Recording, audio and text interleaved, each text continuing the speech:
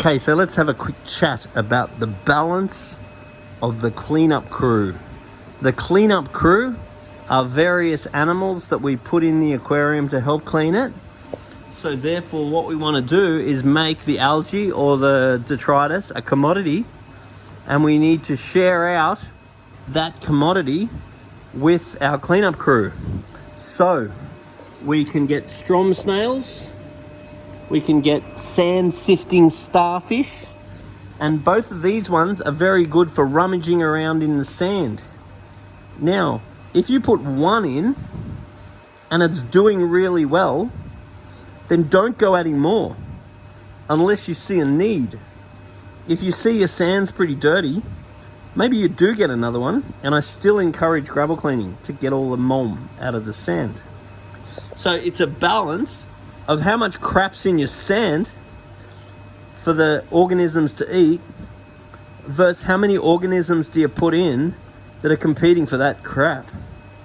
Because if you have one doing really well and you go adding another one, it's possible that there's no longer enough crap to feed both and one might die. So therefore you definitely don't want to buy another one. And that goes right across the board for all the different commodities within the aquarium. So different types of algae and different types of crap in the sand. Now, if you're losing a particular snail or a particular animal, don't buy it again, because there may be something predatory in your tank that's attacking it, or there may be a lack of food for that organism. So you really want to get a different organism. So for the sand, we've got stroms and sand sifting stars. The other thing is hermit crabs.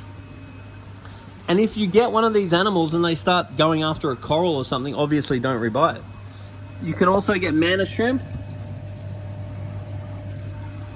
which if you're really unlucky may kill your fish. You can get coral banded shrimp, which are awesome scavengers. You can get various types of starfish. And once again, if some starfish go well, that's good, but that doesn't mean another species is going to go well. You can also get peppermint shrimp, which are particularly good for aptasia eating. You can get rain 40s gobies. You can get urchins. Now, there is no such thing as one size fits all, because every tank's different. Abalone, my all-time favorite, is the cleaner shrimp. They're great for cleaning pathogens in and out of the environment. Now, if any of these shrimp shed their skin, such as, you don't want to go removing the skin, the shell, because they need to eat it to get the nutrients back into them. There's all different types of snails, zombie snails, all different varieties of snails, also cucumbers. They sift through the sand, and different species of snail. And what you really want to do is get a nice cross section of them. And then you need to watch them and watch what they're eating. And if you believe there's an abundance of what they're eating, then you can put more of that species in. But do not add more of that species unless you're sure that there's an abundance of food for that species. There's also various fish like tangs that will scavenge algae, and fish like blennies, which will scavenge algae. So you can include fish in your cleanup crew. So my advice would be get one of a bunch of different cleanup crews and then watch them. If they seem happy, and if there seems to be an abundance of the food that you believe they're eating, then you can get more.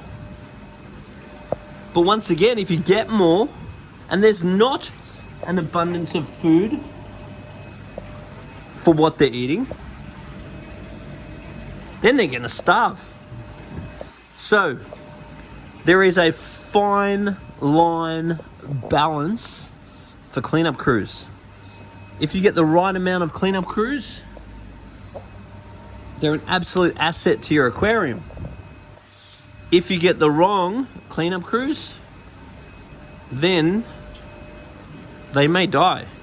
A lot of these animals can be subsidized by feeding them, but not always.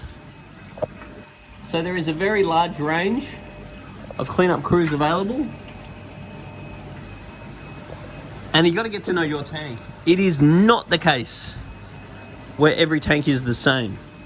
And it's not even the case where every tank has you even get the same success with even the same animals.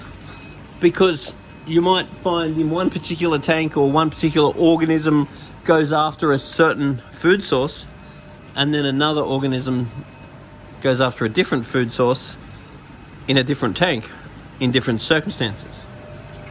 Now, the other thing you can do too is you can get various algae, particularly putting them in the sump, because those advanced algae in the sump will compete with algae in the aquarium. Anyway, if you have any lessons learned for cleanup crew, any experience, maybe born of bad experience, then put a little note on the bottom of this video. But cleanup crew is a balance that needs observation and understanding.